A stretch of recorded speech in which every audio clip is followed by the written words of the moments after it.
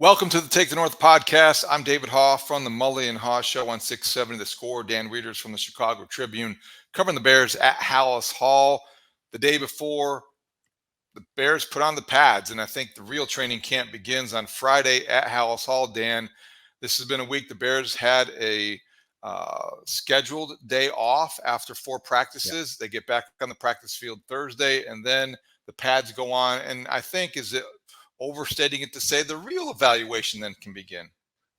No, it's not overstating it at all. I think this has been a little bit of a slow on-ramp into what is going to be a meaningful next phase for the Bears of training camp. That's not to say they haven't gotten important work done over these first five practices, but now when you put the pads on, when you invite fans out here for the first time, when linemen are allowed to be linemen, when one-on-one battles escalate, you are now getting the true juice of training camp to go up. And then it's going to be a test to see who handles that the best, to identify what your strengths and weaknesses are as a football team, individually and collectively.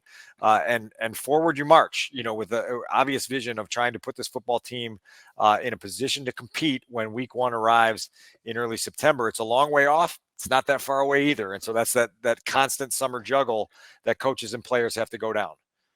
So we'll let people know what we're going to talk about today. We'll get to, obviously, a Caleb Williams update. We'll talk about some of the other things that are coming up around the corner about how much he may or may not play against the Houston Texans. Matt Eberflus addressed that on Thursday. You can get our Take the North podcast on your free Odyssey app or wherever you get your podcast. Download, listen, subscribe, give us some feedback. We also will have later this week a mailbag episode, so answering your questions. You can watch us on 670 Scores YouTube page. Dan, I think that this defense coming into training camp is obviously one that's carrying a lot of expectations. This is the most certain thing about the Bears in 2024 is supposed to be this defense. They've got a Pro Bowl caliber player at every level. They've got a new defensive coordinator in Eric Washington, and they have every reason to believe that they have depth, talent, and experience to make this into a playoff caliber team. Eric Washington spoke for the first time this training camp, from what I understand, a couple days ago before the break. What was your overall impression of the way he is approaching this challenge? Because it's got to be exciting, and yet there are those expectations to live up to. Yeah, look, I think the expectations here have been fully embraced by players and coaches alike, understanding that those expectations are in place for a reason. There's a very real chance for this defense to be one of the most stingy and opportunistic groups in the NFL. And so when you have the pieces to work with, if you're a coach, you get excited and you say, okay, now I've got to do my part to position this unit for success. Eric Washington was part of a defensive rise in Buffalo, where the Bills kind of established themselves as a unit defensively that could complement Josh Allen and Stephon Diggs and the rest of the offensive weaponry in a way that put them in the hunt to be championship contenders for a long stretch of consecutive years, which is something that we don't talk about at Halas Hall often enough. I think when you listen to players talk about Eric Washington, the first thing that's resonated here during this training camp, David, is just how versed he is in defensive line play. And that's significant on a number of levels because we've talked for months now about maybe the lack of overall talent and depth on the defensive line. And now you've got a guy that you hope can be a difference maker and bring the best out of the guys that you do have and elevate that group in an area where your entire defense goes up. I'll let you chime in there, and then we'll get into a little bit more of some of the things that Eric Washington had to share. Well, let me tell you just on my experience in terms of dealing with some of these things like the Bears are looking at with Eric Washington and what we're talking about specifically with the defensive line. And I do go back and forth between kind of acknowledging that it sounds like terribly naive and then also not wanting to get too far away from maybe the cynical approach, because I think sometimes it serves you well. I don't always make the connection between defensive line technicians and technique and coaching and the effect the guy has on, say, I'm not convinced. I guess I'm really saying is like Eric Washington or the defensive line coach can make Javon Dexter into a Pro Bowl defensive tackle, as much as I think sometimes at that position, especially on the defensive line, particularly, it's just about athleticism, desire, savvy, and then experience. I don't want to diminish the role of a coach, but I just don't know how much coaching really goes into it. So I think it's valid to explore. It's something to keep an eye on. I guess I am curious to hear and then to see how Eric Washington approaches this, because I think Javon Dexter is going to have as much to do with Javon Dexter being good as anybody. And I don't know if it's like other sports. I don't know if it's like, a hitting coach can figure out a guy's hole in his swing and help him, make that next step. I'm not quite Yeah, sure about that on the defensive line. I'll push back on that because I just think that when you hear from these players, I think it was Andrew Billings earlier this week that just said there's sort of a daily reminder from Eric Washington about certain nuances of the play style, of certain nuances of the technique, as certain nuances of here's what we're trying to get done in this defensive front and this concept, and here's a way that you can help to get that done a little bit better. And so when you have a guy that knows what details to look for, knows what details to coach, and then can get those details executed, I think it does have an opportunity to take guys to a little bit higher level. And if you take 4 across the front and you each take a quarter of a notch up the knob, well, now all of a sudden you've got what Eric Washington is looking for. I'll use this as a little bit of a segue to hear from Eric Washington for the first time, which was him talking earlier this week about his vision for what this pass rush should and kind of has to look like for this defense to reach the heights it wants to reach. Here were Eric Washington's sentiments there. What my vision, I mentioned the very first day I walked into this room that we want to build the best pass rush in the NFL, and that means a pass rush that's consistently effective and that can be relied upon with just 4 guys, affecting the quarterback, hits, sacks, sack fumbles, making the quarterback throw off schedule so we can take advantage of the exceptional secondary that we have. And so there's an individual component to that, and then there's the group component. They have to rush together. They have to understand how to communicate, how to install and affect the different rush concepts that we believe will fit that particular situation. And we got to be relentless. We have to be relentless. And I'm seeing that right now, some really positive signs of that as we've gotten through the first 4 practices. I think that's David, for great. me, the test now.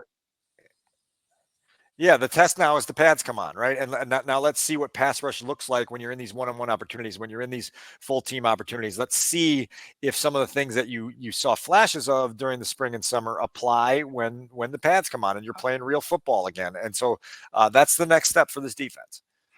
My premise isn't for every position. I'm just saying it, and I think that these are all good points, and I think it is valid.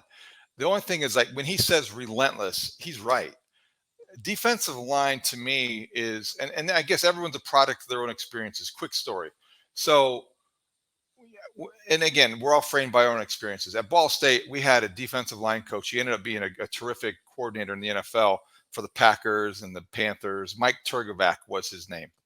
Mike Turgo was the defensive line coach when I was a defensive back at Ball State, and he was probably the most intense position coach I've ever been around.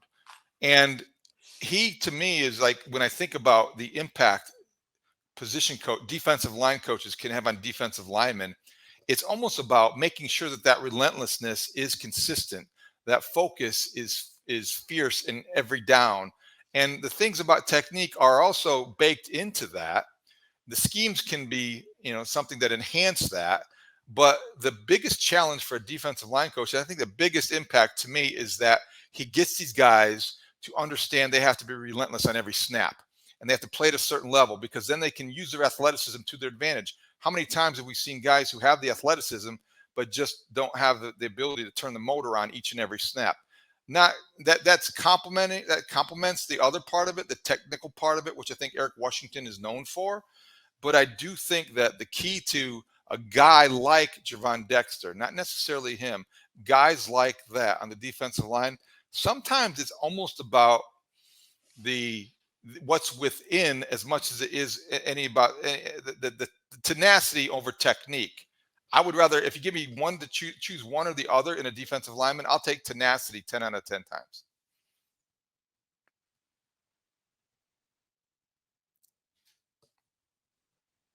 No, right. And now you're going to have that tenacity individually. You're going to have collectively, and I think that there is a big component there in which you have to find a way to work together as one. I think what you heard from Eric Washington in that previous, they have a firm desire to try to rush the passer with four guys, to not have extra blitzing to the table. And so we'll see if they're able to get it done. David, you know as well as I do that this pass rush is only going to go as Montez Sweat goes, right? Right. And so when you look at Montez Sweat and what he offers, you have an opportunity now to tap into one of the game's rising pass rushers. And so Eric Washington shared a little bit about what he's learned about Montez Sweat since he's here and what he's learned about trying to use Montez Sweat now that he's here. And so here's a little bit of the back and forth on what Montez Sweat can do to be an engine of that pass rush up front. Stronger. He's a lot stronger than I perceived him to be. Very strong player. He understands how to use his length. Montez is a quick study. What we're doing defensively is different than what he's done in his career. So there's some different subtleties and different things, and he's a quick study. He's paying attention. He's picking things up, and he's not afraid, or he's not hesitant. I shouldn't use the word afraid, to ask questions and to say, listen, I want to get this right. What does this mean to me, and how does it fit into the overall construct?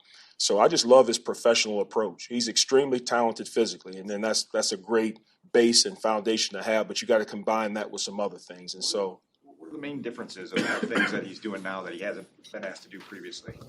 Well, without getting into to specifics as far as scheme is concerned, we want to have flexibility. I'll say this: we want flexibility with where we can align him, and we want to utilize his skill set against the offensive line and not just specific to one position. And so, Gotcha. So I like first of all, I really appreciate the fact that he's embracing that challenge and just everything that he's doing to just make his game as well-rounded as possible. That makes it sound like even though the Bears' defensive scheme is known as something that's simple and not necessarily complex, easy to learn, they might be moving Montez Sweat around a little bit. And if they are able to, maybe it's to take advantage of some mismatches. I think that's what was a little bit, it sounded like your guys were being a little coy. He was being a little coy. Is that the impression that he was intentionally leaving? Look, I think he was attempting to share without sharing too much. And I think what they have seen in Montez Sweat is one of the words that Eric Washington used in that clip, which is flexibility, the ability to move around a little bit. Maybe sometimes that's on the right side. Maybe sometimes that's on the left side. Maybe sometimes you're bumping him inside. Maybe sometimes you're using him as a standard 5-tech defensive end. Maybe sometimes you're going a little bit wider and trying to use the athleticism and length to create major mismatches for an opposing offensive line. And so keep your eyes open, keep your ears open, try to figure out here in the next month the ways in which the Bears may try to utilize Montez Sweat in a way that takes their defense to new heights. And so that's going to be fascinating, because if you do have a player with that talent level who you now think can be sort of the queen of the chessboard and can move around in different ways, now you've got something to work with. And that's something that Eric Washington and Matt Eberflus will have to be mindful of. Homework assignment. And I think maybe one of those things that when you look at what we can look at next time and just moving down the road is that how many other defenses successfully move their best pass rusher around on the line of scrimmage. We see it. I mean, I'm so used to seeing it because it happens more than it ever has. Yeah. But specifics, there's could be a good list we should come up with, because then you can contrast and compare that and what Montez Sweat might be able to do like someone else. The most obvious example is Micah Parsons to me.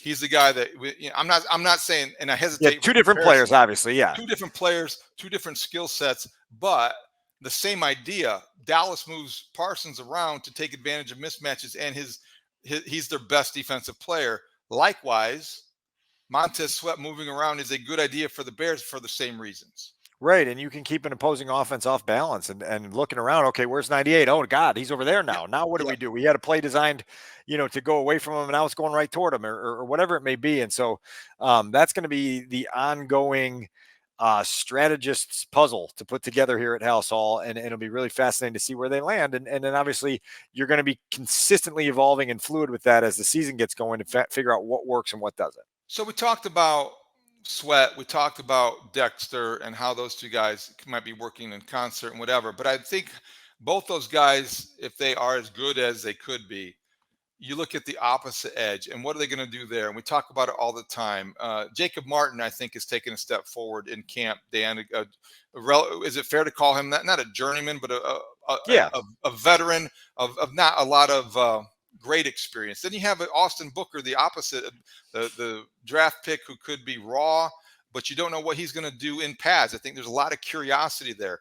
So you got the proven guys or the guys you expect things out of, Sweat and Dexter, and I wonder if they're good enough, how it'll affect the emergence of somebody at that other spot. How have they looked, the other guys on the other side? Well, and then you have DeMarcus Walker, who has shown Yes, an ability Marcus to Walker. rush off Yep. the edge as well as bump inside in known passing situations and be a disruptor for you in that way. And so that is one of those areas where you say maybe they do just ultimately opt to rush the passer by committee, and run waves through there and try to figure out what they can utilize in each guy's skill sets that sets them up for success as they go. Again, this next stretch of training camp practices is going to be the most meaningful because the pads will come on for Friday's practice. They'll stay on for Saturday's practice. We'll get into next week where we're marching towards the Hall of Fame game. And now all of a sudden you'll have real pass rushing situations to judge and assess when you get the one-on-ones, when you get the team drills, when it is a little bit more realistic for both sets of lines, offensive and defensive lines. And so that's going to be where we start to use our eyes to judge. Is Jacob Martin good enough to be a regular contributor to this defense? Does DeMarcus Walker have what it takes to kind of earn his keep on this defense? Where is Austin Booker in his development? None of that is discernible until you get the pads on, and the pads are about to come on. So the last thing about the defense as a whole, and maybe looking before we get to some of the other comments from a guy like Andrew Billings, but Dan, when you look at the secondary, I think when you don't have pads on, you still can make an impression with footwork, with communication. Those practices are worthwhile and valuable. I haven't seen a practice start to finish as much like you have watched these guys. Tyreek Stevenson's name seems to have come up a lot. And if you're looking at guys who have maybe made an early impression, is it wrong to think he's been at the top of the list? Well, no, he is a guy who's good at making early impressions. I think if you go back to our podcasts from August of 2023, you'll hear me mentioning his name a bunch because Tyreek Stevenson came into this league with a fearlessness that served him well. He talked about it on Thursday afternoon about how some of the early challenges you face as a rookie cornerback in this league, some of the plays that you're not used to getting burned on, become a hard pill to swallow. But if you process them properly and you learn the lessons from those chapters, the storybook can ultimately be really, really good. And so I think what we've seen in Tyreek Stevenson is a year long, going back to the training camp a year ago, evolution of a guy who knows he's really good, was willing to accept some of the bumps in the road and able to endure those with a level of composure that has served him well to the point where now he's an integral part of a back end that, as we've mentioned before, includes Jalen Johnson, Kyler Gordon, Kevin Byard, Jaquan Brisker, and all of a sudden you have that magic where you have five working as one in a way where they all feel really confident in one another. And that's the secret sauce in this league, is when everybody starts to know that the guy next to them is capable of doing his job and doing it at a high level. And that's where the swagger in NFL defenses truly comes from. Is there anyone yet from who you weren't expecting to notice that they have noticed in the secondary? Sometimes the guys who are quick, who may have a nose for the ball. I'm thinking Terrell Smith last year was a guy that maybe came out of nowhere. I know it's very early, but just wondering, in the first week of practice, has there been anybody running around that's like, okay, who's that? What who's wearing number, whatever?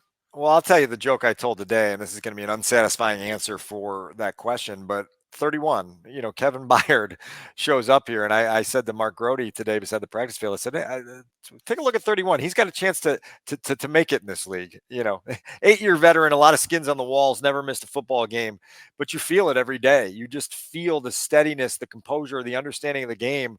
Had a near interception of Caleb Williams today along the sideline on a play that Caleb Williams extended and did a nice job of buying time, getting to the left sideline and throwing a ball. And then here came Kevin Byard to cut it off, actually caught the football football, but couldn't land in bounds with it. And there are flashes where you're just like, man, that's a professional safety right there. And when you don't have to worry about him missing time, when you don't have to worry about him understanding the nuances of the NFL passing game, you just say, man, that's a pleasant surprise. And I think even Ryan Poles would tell you that he's thrilled that the Bears were able to get him for what they got him for in free agency, and they are already feeling his presence. Well, that's a good answer, because those are the guys you can't always count on when you think you can count on him. I mean, the Bears have that should be their second homework assignment. The list of veteran safeties who have joined the Bears and disappointed them. The Adam Archuleta list, right? I mean, it goes way back, but it's somewhat that's a position that is interchangeable, and guys stayed around the league a long time. But you wonder. Adrian Wilson popped through at some point here. Yeah. And you know what? The Ravens are asking the same question about Eddie Jackson in Baltimore, because it's an interesting, change of a scenery. So I think that Kevin Byard is going to have a better season than Eddie Jackson, but I think that'll be fun to watch. All right. So the secondary is intact. Keep an eye on that. Also, Andrew Billings, we haven't talked about him. On the fixture on the defensive line, signed his contract extension last year, comfortable in the middle of everything, run stuffer extraordinaire. But I was surprised somebody asked him about Caleb Williams. What was the context? Who wouldn't you want to ask Right. about the rookie starting quarterback than the nose tackle? But I do think it's significant, and we'll hear from Andrew Billings in a second, that all of these guys on the defensive side of the football have taken to Caleb Williams quickly. You've been around where that's not always the case. The defense doesn't always love the new starting quarterback. There's a couple high-profile examples of that, right? And so I think that there's a couple things here that are notable to me. Number one, it's the effort that Caleb Williams has made as a 22-year-old to make himself known and make his presence felt across the entire football team. It's an understanding of leadership. It's an understanding of responsibility of what he means to the long-term prospects of this franchise. And when you're able to get that buy-in, again, it doesn't always exist here where the defense loves the starting quarterback. You get guys that are willing to help you more. You get guys going a little bit harder to make sure your career gets off the ground. That's been kind of a common theme here early, is the amount of admiration that the defensive players have for Caleb Williams. Andrew Billings, who's a little bit of a more soft-spoken guy, chimed in on what his first impressions of the quarterback have been as a dude. And here's some of what Andrew Billings had to say. I think the best thing for him, from my own opinion, because I'm not a quarterback, is he's positive. And I think that's something a quarterback has to be. When the lights are off, you got to be positive. When the lights are on, when we're up, when we're down, I feel like things are going to roll off his shoulder and we'll be able to keep going throughout the game. What do you make of what he's going to be as a leader once he kind of gets his feet fully under him? He said he was going to listen first and then lead. But what do you make of how he's going to be as a leader? I think he's going to be the type of leader that, he's never going to dog somebody. I don't think he's on. I don't know. Yeah, in 10 years down the line, he might become a dogger. But I think he's gonna be more of a positive type leader. He's gonna tell you, hey, come on, let's go, let's keep going. If you mess up in a place, like, all right, next play. I think that's something. He's gonna have a lot of poise. I think that's the biggest thing for him. I think that's great. I agree with you when you say you can't really overstate how interesting that is. Significant, okay, maybe not, but these are grizzled defensive linemen and veterans. They don't always take to a young hotshot coming in and getting a lot of attention. And we have heard from one veteran after another, I think, defensively, about how Caleb Williams is cool. His arm talent is this. He's not what we thought he was. And boy, I mean, he's positive. What else could you say that was better than the positivity of a guy who is your leader on offense? I'd like to think that my antenna are sharp after a decade plus in this league of knowing when guys are being sincere. And I've sensed full on sincerity from defensive players in the way they talk about Caleb Williams. Sometimes it's a guy stands at the podium, the cameras are on, and they say things that they don't mean, right? That doesn't seem to be the case with Caleb Williams. And I think you heard in Andrew Billings' voice there a genuine appreciation for the positivity and like Caleb cares, right? Like that's his whole mantra. And he cares in a way where he wants to be positive with everyone, offense, defense, rookies, veterans, guys that are going through tough times, guys that are established veterans who are succeeding. And I think that positivity resonates, and it's resonated so far. Again, it's so early. We haven't been through any part of the battle-tested world of the NFL gauntlet here with Caleb Williams, and we'll get there soon enough and see how steady that leadership can be. But that positivity has rubbed off, and it's rubbed off across the building, on coaches, on teammates, on offensive players, on defensive players, on front office execs. And I think that's, Ryan Poles said to me earlier this spring, he said, there's a feeling you get when you're around Caleb.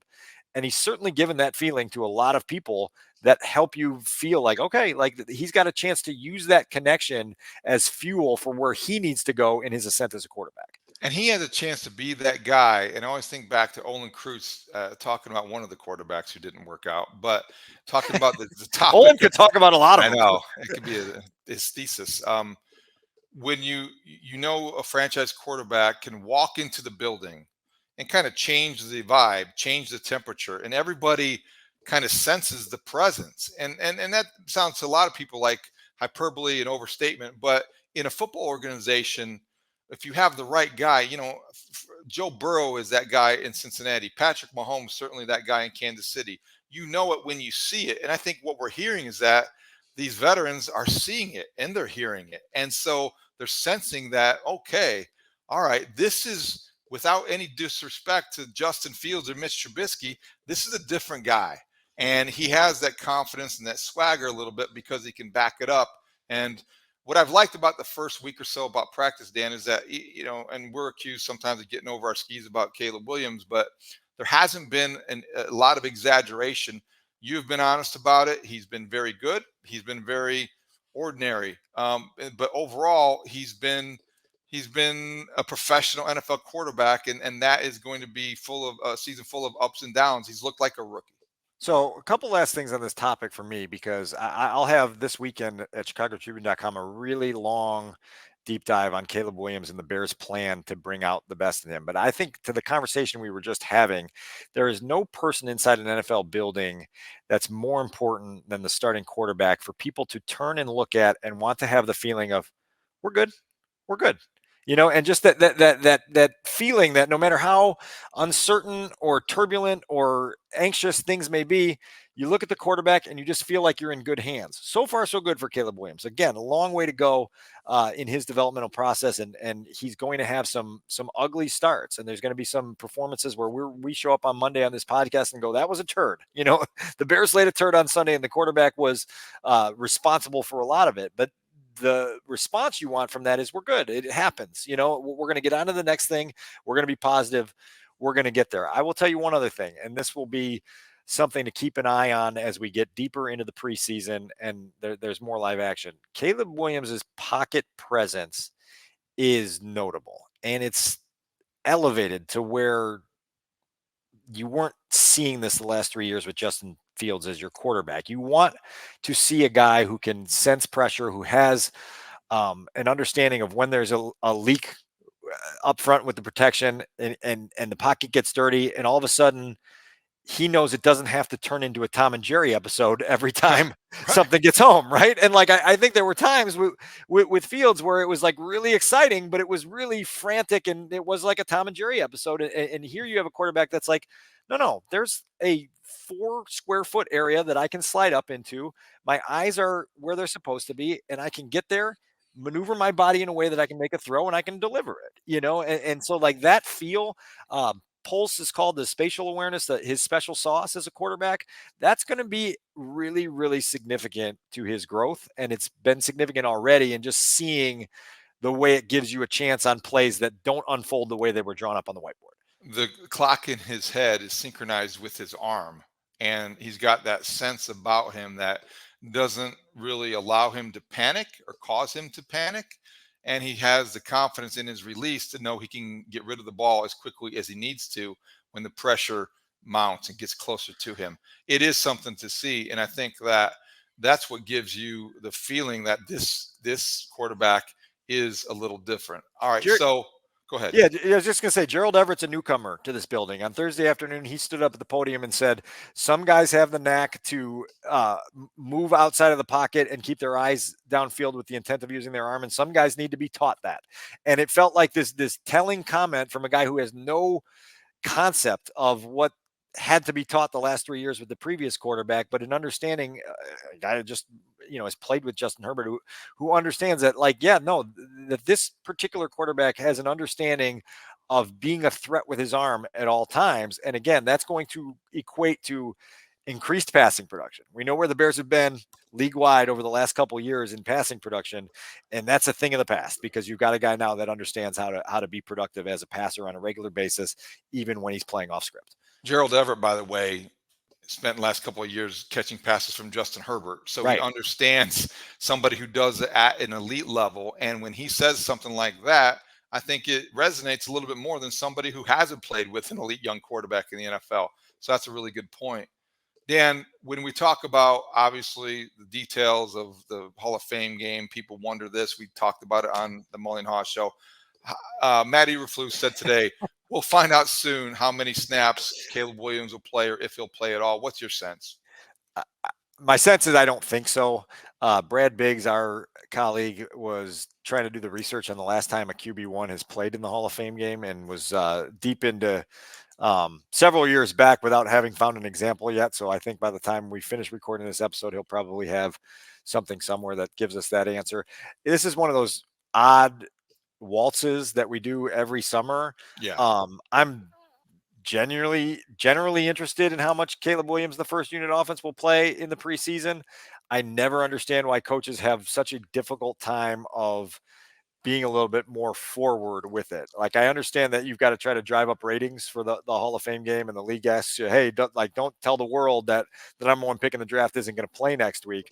But they've obviously made their decision internally inside this building. They know what they're going to do. And so I'm always struck by the, oh yeah, we're going to meet about that, as soon as I step away from this podium. No, it's been met about multiple times, and the decision's been made. They just don't want to announce it publicly. Is that what Brad is doing with his time? Is researching 2016 Hall of Fame games? Doesn't he have better things to do?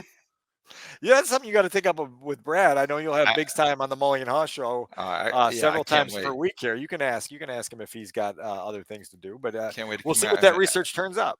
I will find out. I think that it's much ado about very little. I won't Yeah. say nothing. I do think there's value in a rookie, especially the operation of breaking the huddle, calling the play, handing off, getting used to managing his anxiety. That's the one thing I think is sometimes maybe overlooked, and maybe it's not a big deal with a guy like Caleb Williams.